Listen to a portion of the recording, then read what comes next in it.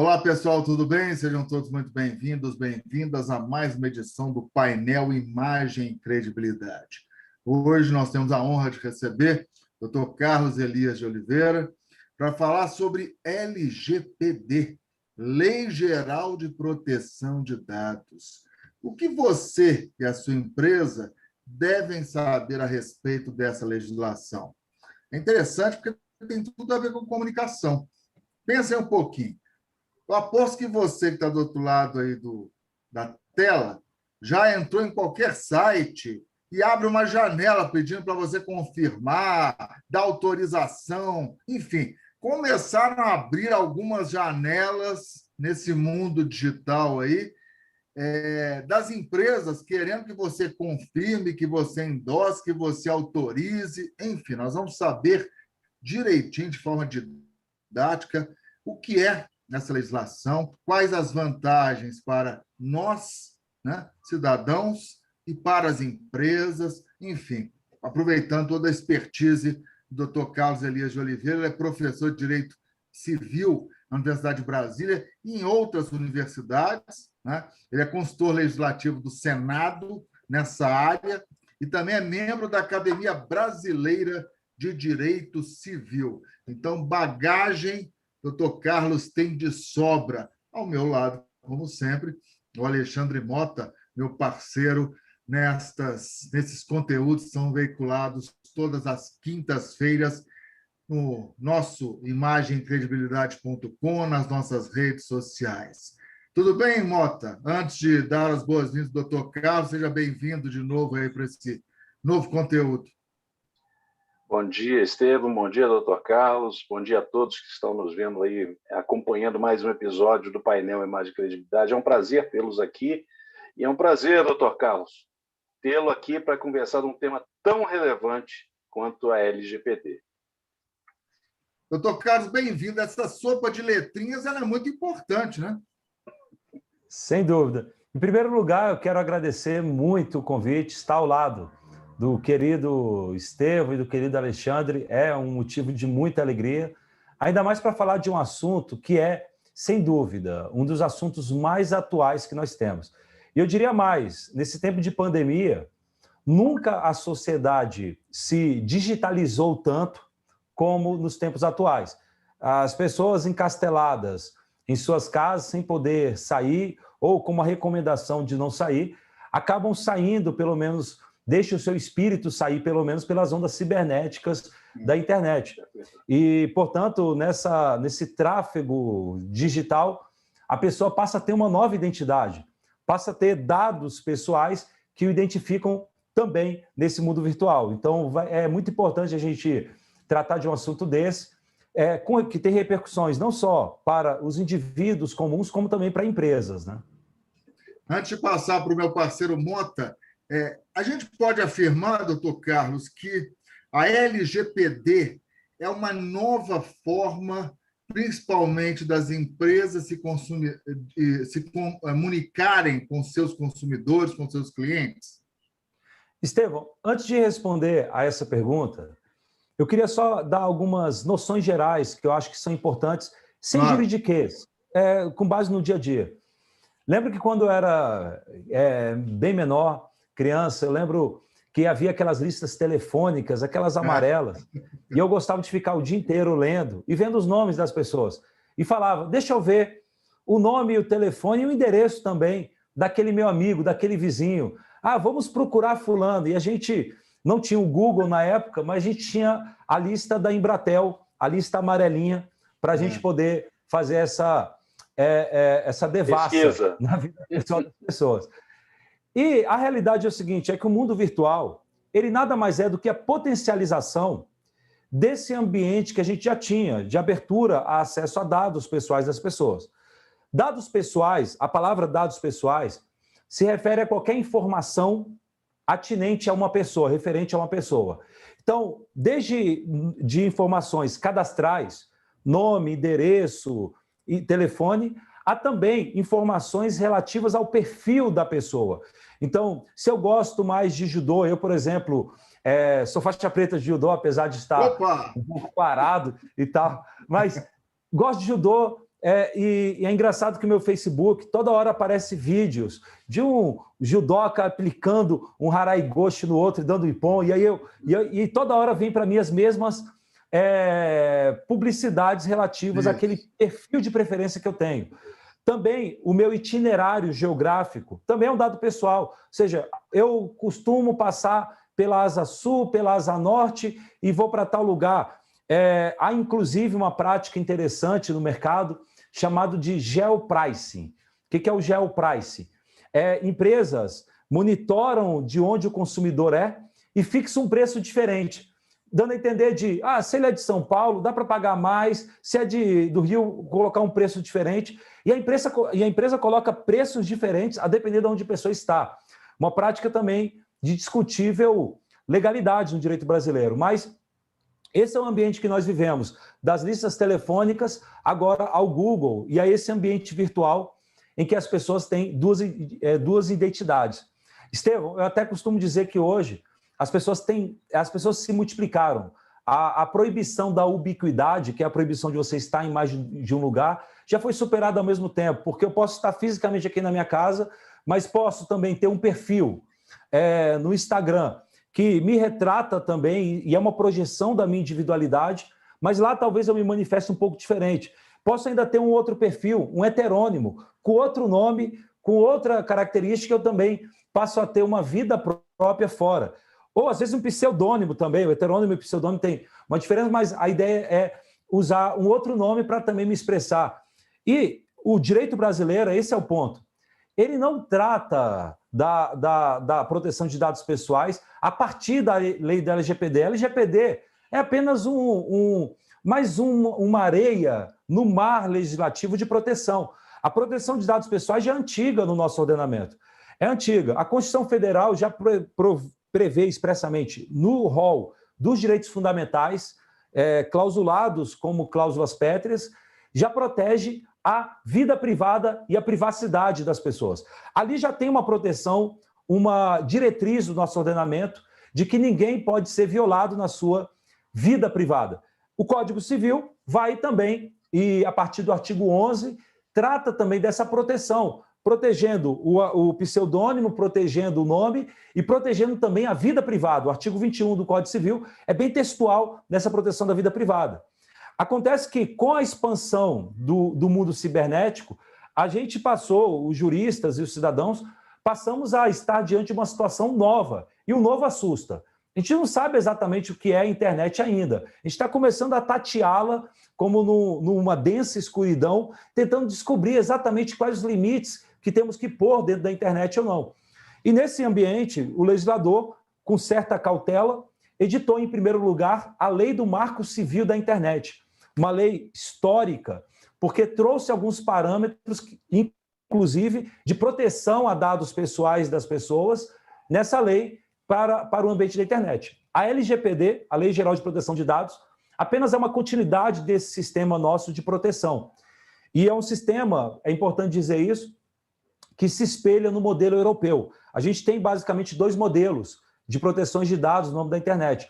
Um modelo norte-americano, que é muito mais centrado numa ideia do laissez-faire, deixa as coisas correr, não tem muita intervenção, deixa o mercado ir regulamentando, ainda mais isso. Numa situação de novo, quer dizer, a gente está diante de um novo, deixa ir regulamentando, e tem um modelo europeu que já tenta tomar um pouco as rédeas. É difícil saber qual é o melhor modelo, mas seguimos a Europa nesse ponto. Mota. É importante, olha, o Dr. Carlos levantou uma questão aí importantíssima desses modelos. Então, para a gente poder ir um pouquinho mais a fundo, o que é LGPD? Vamos bem desde o início. O que a LGPD considera como dados pessoais? Dr. Carlos, o que a LGPD considera como dados pessoais? Então, a gente precisa distinguir os dados em sentido amplo. Dados são informações, quaisquer informações possíveis. Dados pessoais são informações relativas a uma pessoa, com a capacidade de individualizar. Então, se eu digo, aquela pessoa gosta muito de judô e, portanto, tem uma tendência a comprar kimonos de judô, comprar vídeos relativos a judô, isso é uma informação que me individualiza. Portanto, é um dado pessoal. Agora, esses dados pessoais, isso é muito interessante, eles podem ser anonimizados. Como assim? Esses dados podem ser, de uma certa forma, desvinculados, desatrelados a mim, de uma maneira que ele se torne um dado bruto, anônimo, que apenas dá uma informação sobre uma massa da sociedade. Então, você pode também ter, a partir da coleta de todas essas informações de vários indivíduos, você pode ter uma anonimização desses dados, e aí a empresa vai dizer, olha, no Brasil nós temos 20% das pessoas que gostam de judô, 30% gostam disso. E esses dados não permitem que você chegue até mim. Se você esmiuçar esse dado, detalhá-lo e tentar devassá-lo, você não vai conseguir chegar a mim porque ele foi desconectado de mim. A Lei Geral de Proteção de Dados faz essa separação. Por quê? Os dados anonimizados não têm muita restrição para a sua utilização. De regra geral, você pode utilizá-lo. A Lei Geral de Proteção de Dados insinua de uma forma bem tímida, no sentido de que eventual corrupção desses dados, ou seja, eu adulterar esses dados para induzir um resultado numa eleição, como é o caso clássico que a gente teve nos Estados Unidos, ou tentar induzir, colocar informações que são corretas, isso eventualmente pode ser considerado um ilícito. Mas não é a Lei Geral de Proteção de Dados que censura, isso já é censurado pelo próprio ordenamento. A Lei Geral de Proteção de Dados deita holofotes sobre os dados pessoais. Inclusive, dentro dos dados pessoais, são aqueles que nos individualizam, a Lei Geral de Proteção de Dados dá até uma proteção adicional para aquilo que ele chama de dados pessoais sensíveis. Informações tão sensíveis que merecem uma proteção mais acentuada, como, por exemplo, a sua religião, a sua orientação sexual, as suas preferências individuais, e são informações geralmente dentro daquele núcleo de intimidade que as pessoas nem sempre gostam de externar, dependendo da pessoa, evidentemente. Mas a Lei Geral de Proteção de Dados dá uma proteção adicional também para isso. E a questão Diga, à vontade. Não, pode prosseguir, pode finalizar. E aí a grande questão é, o que a Lei Geral de Proteção de Dados trouxe de inovação no ordenamento jurídico? Era a pergunta que eu ia fazer. Porque a gente fica alardeando, temos uma Lei Geral de Proteção de Dados e tal, mas há algo novo debaixo do sol? Bem, eu ousaria dizer que não há tanta coisa nova assim debaixo do sol. A Lei Geral de Proteção de Dados, ela cristalizou, vamos dizer assim, decantou aquilo que já era, de uma certa forma, admitida no nosso ordenamento, mas estabeleceu algumas diretrizes. E, basicamente, as diretrizes principais da Lei Geral de Proteção de Dados, que, para mim, representam inovações, são as seguintes. Primeiro, foi criado um sistema estatal de proteção dos dados pessoais. Então, foi criado a Autoridade Nacional de Proteção de Dados, que é um órgão público que tem uma composição estatal, vamos dizer assim. Tem um Conselho também Nacional de Proteção de Dados, que é composto basicamente por especialistas. Pode ser, e nessa composição você vai ter representantes, por exemplo, da internet, que é a CGBR, não, me deu agora um branco do órgão, mas é um órgão que controla a internet no Brasil. Vai ter juristas, vai ter participação de várias pessoas para poder também dar diretrizes para isso. Como? Sociedade civil também. E a sociedade civil. E a ideia é eles dizerem quais são as diretrizes que esse órgão de controle, que é a Autoridade Nacional de Proteção de Dados, vai seguir para fiscalizar todos aqueles que lidam com dados pessoais. E aí vem o ponto para a gente que está aqui na base.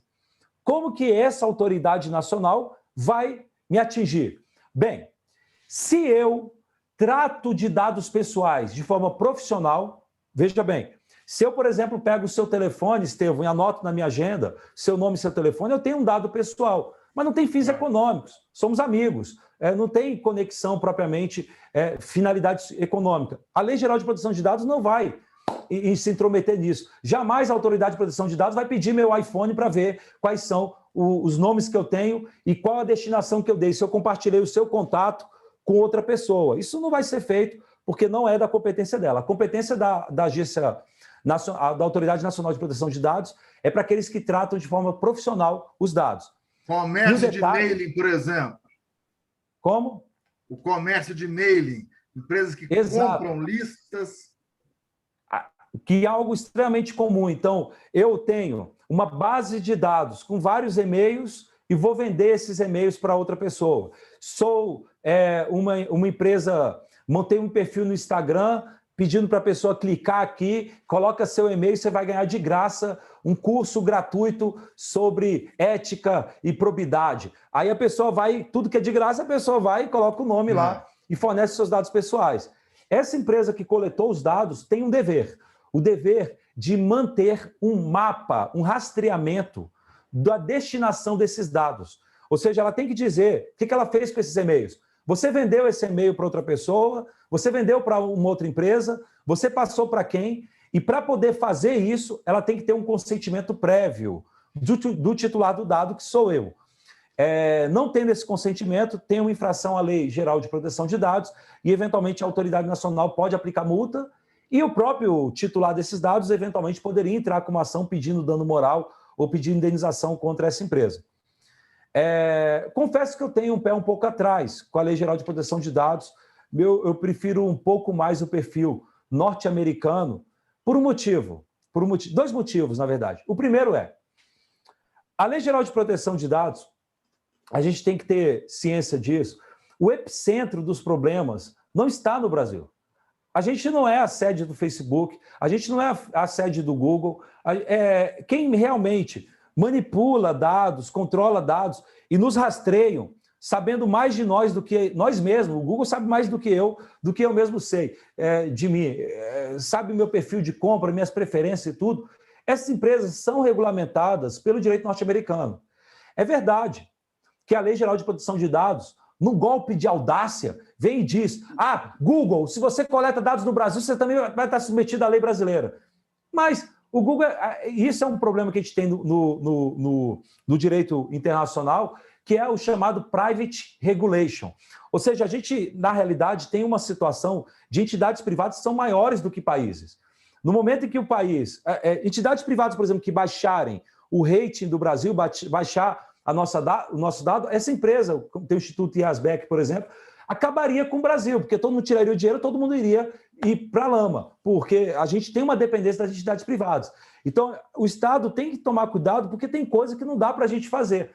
Então, por exemplo, o Google, se o Google segue a legislação norte-americana e a gente vem com uma outra regra, o Google simplesmente não vai obedecer e, no pior das hipóteses, ele tira os administradores dele daqui e coloca nos Estados Unidos e as pessoas vão continuar acessando a internet de lá. Então, a gente tem que entender que não dá para a gente fazer o que a gente quer, sob pena de ficarmos no ostracismo do mundo. O mundo tem uma tendência e as entidades privadas, de uma certa forma, seguem esse caminho. Então, a Lei Geral de Proteção de Dados foi feita nos debates. As pessoas pensavam muito no Google, Instagram. Todo mundo que vai falar de Lei Geral de Proteção de Dados fala do Google e do Instagram. Mas a realidade é que eles não são os reais destinatários da Lei Geral de Proteção de Dados. A LGPD acaba atingindo as pequenas empresas brasileiras que coletam dados de modo analógico, de modo presencial, um consultório que atende os clientes e anota os dados pessoais no computador, ela está sendo atingida pela LGPD, e também pequenos sites que às vezes coletam informações de outro também estão sendo atingidos. Mas, sinceramente, para mim o problema não estava neles. Não me parece que a gente tinha esse problema. O problema era Instagram e Facebook, de modo que a Lei Geral de Proteção de Dados me soa, às vezes, com uma certa extravagância, um certo diletantismo por um problema que não existia de verdade no Brasil, um problema que está fora do nosso controle. Mas, enfim, de qualquer forma, quem tem que se preocupar com elas são essas sardinhas, porque os tubarões mesmo estão fora da órbita fática de acesso da Lei Geral de Proteção de Dados. Ninguém vai enquadrar o Google, ninguém vai enquadrar Instagram. Teve até um juiz que mandou bloquear o WhatsApp, porque o WhatsApp não estava dando para o juiz as conversas pessoais de um criminoso que estava sendo investigado. O Mota, deixa eu te atropelar. Eu também acho que nem sardinha, então vai pegar. Como é que vai fiscalizar isso tudo? Na verdade, é o seguinte, A grande questão, e esse é um ponto que as pessoas não levaram em conta na Lei Geral de Proteção de Dados, quando você coloca na lei algo textual, você cria um dever jurídico cuja violação gera consequências. E consequências não só de direito administrativo, mas também de direito civil. Então, um escritório, um consultório, por exemplo, lá que coleta os dados dos seus pacientes, se eventualmente ela repassa esse banco de dados para uma outra empresa sem o consentimento do cliente, e o cliente descobre, o cliente pode entrar com a ação pedindo indenização por dano moral. Aí ele vai e faz uma denúncia na Autoridade Nacional de Proteção de Dados, que vai e aplica uma multa pesada naquele consultório. Aí aquele consultório cujo titular tem um rendimento mensal de R$3.000 por mês líquido, ele vai lá e recebe uma bomba de condenação de 300 mil, vai falir por causa de uma lei que foi feita pensando em tubarões, quando, na verdade, quem é alcançado são sardinhas, que não tem porte para isso. Teoricamente, doutor Carlos, teoricamente, a primeira pergunta que eu fiz a LGPD vem reforçar uma necessária mudança na comunicação entre empresas e clientes no que diz respeito à transparência, a pedir a sua autorização. O senhor autoriza, por exemplo, a usar esses dados para tal fim? Nesse aspecto, na teoria, muda um pouco, né? Exato. E tem uma outra coisa, doutor Carlos, que eu queria complementar nisso que o Estevão falou. E também no que diz respeito a vazamento, essa era a pergunta que até o doutor Carlos já começou a responder, na questão de vazamento. As empresas podem ser responsabilizadas, sejam elas pequenas, médias ou grandes? Poderiam ser responsabilizadas por vazamento de dados. Veja, eu não estou tacando tomates ou ovos na Lei Geral de Proteção de Dados. A crítica que eu tenho é uma crítica de receio de ela eventualmente gerar algumas extravagâncias. O judiciário vai acabar sendo um colchão para impedir algumas extravagâncias, mas o fato é, quem coleta dados hoje, seja mediante preenchimento de um formulário na internet, seja mediante coleta pessoal dos dados de um cliente, tem que ter autorização prévia deles para poder repassar esses dados para terceiro. E tem um detalhe, que é um outro ponto que gera custos para algumas empresas. Ela vai ter que ter uma prova de que ela efetivamente não transmitiu os dados ou transmitiu os dados para determinada empresa, ou seja, ela vai ter que ter uma prova do fluxo de dados. Rastreamento. Rastreamento que você falou. Um rastreamento. E esse mapeamento é um pouco difícil de ser feito, porque, no final das contas, no direito a gente até fala que prova negativa é prova diabólica. Você provar que você não fez algo, prova que você não chutou a bola ontem. É uma prova impossível. Nem sempre é possível você provar algo impossível, algo negativo, desculpa, algo que você não fez. Mas seja como for, isso vai acabar gerando custos para algumas empresas que, na prática, vão acabar contratando empresas terceirizadas para gerir esses dados e manter um mapeamento deles. Bem, tem um lado bom, tem um lado ruim. Eu acho que entre vencedores e vencidos, a Lei Geral de Proteção de Dados é uma boa diretriz, mas eu confesso que eu tenho receio da sua aplicação na prática. Condenar consultórios, condenar pequenas empresas à indenização porque ela não teve o rastreamento perfeito dos dados, me parece certa extravagância, mas, por outro lado, a gente também vive esse momento de exacerbação da proteção da individualidade. Nunca vi ninguém, na época da lista telefônica, criticar o nosso nome estar publicizado lá. Eu nunca vi... Tem até uma propaganda muito engraçada, vocês devem ter visto, o tempo está passando, o tema é tão fascinante. Vocês devem ter visto a propaganda na televisão. O camarada está andando na rua, aí chega um sujeito, você, Estevão Damasio, CPF 634, XYZ, para telefone, aí o cara espanta. Mas como você sabe tudo isso? Eu sou o maior fã seu, rapaz. E dá um autógrafo, criticando justamente essa exposição, esse vazamento de dados, né? Expondo, claro, a tecnologia de uma empresa que, teoricamente, vai resguardar os seus dados, vai lhe dar proteção. A empresa de kimono que manda propaganda para você está infringindo algo? Não? Pois é, não vejo problema. Qual o problema? Qual o problema? Mas ela pode? De Há, por exemplo, a discussão se poderia condicionar o meu acesso a um aplicativo a eu fornecer meus dados pessoais de graça, ou seja, para eu poder entrar no Instagram, o Instagram diz, se você não fornecer seus dados, você não vai ter o Instagram. Qual o problema deles condicionarem? E a discussão estabelecendo que seria abusivo. Não, por que é abusivo? Tudo tem interesse. Se não quer, sai do Instagram. Cria sua rede social aí sozinha. Me parece uma intromissão indevida do Estado em algumas situações. Agora, é claro, a gente não pode ser também cego para outras situações. Essas empresas têm dados extremamente sensíveis. Por exemplo, basta pensar no marido adúltero ou numa mulher adúltera, que promove, na verdade, o seu adultério pelas ondas obscenas da internet, entrando em sites indevidos, com conversas picantes com outras e tal. A empresa tem lá o rastreamento dessa pessoa, esse itinerário no Red Light District da internet, nessas ruas das luzes de prostituição. E, eventualmente, a mulher pode...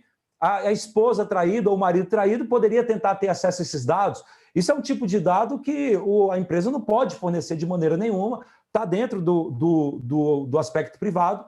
Isso já estaria protegido mesmo antes da Lei Geral de Proteção de Dados, só foi robustecida essa proteção. Mas percebe, clínica não tem essa informação, outras empresas não têm essas informações sensíveis.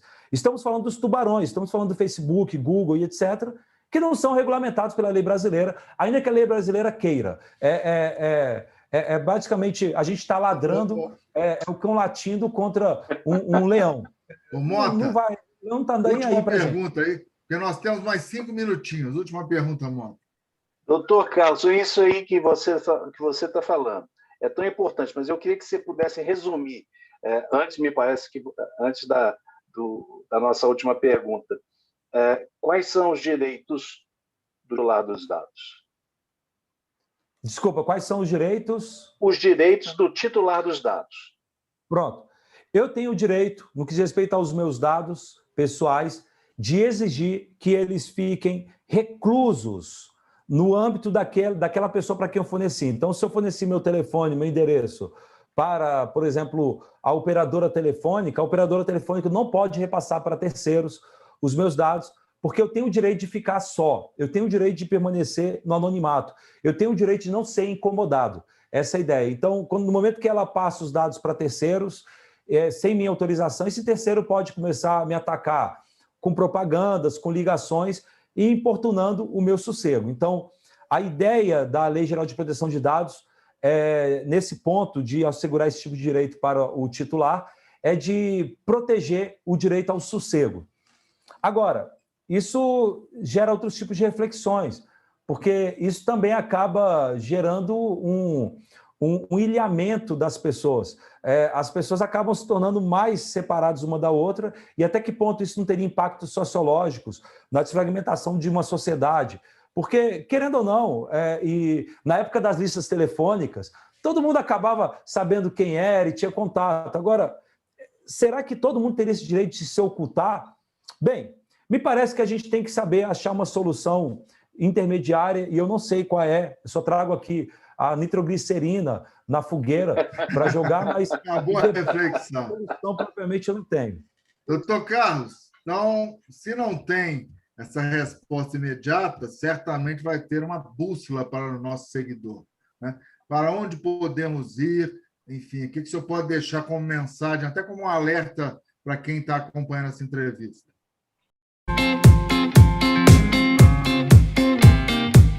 A bússola que eu recomendo que todos sigam, empresários e todos os que acabam lidando com dados, levem os titulares dos dados como se fosse você mesmo, na sua vida pessoal. Você gostaria que sua informação saísse batendo asas e voando, indo para parar na mão de qualquer pessoa?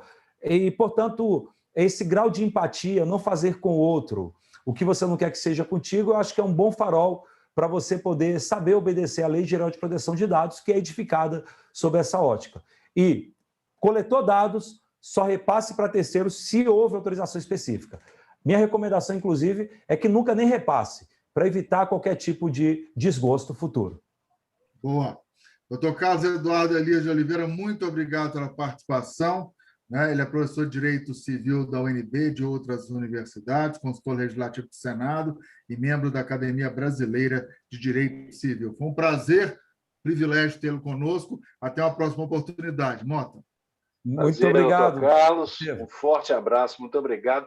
A sua aula foi quase perfeita, só não foi perfeita porque o tempo é curto.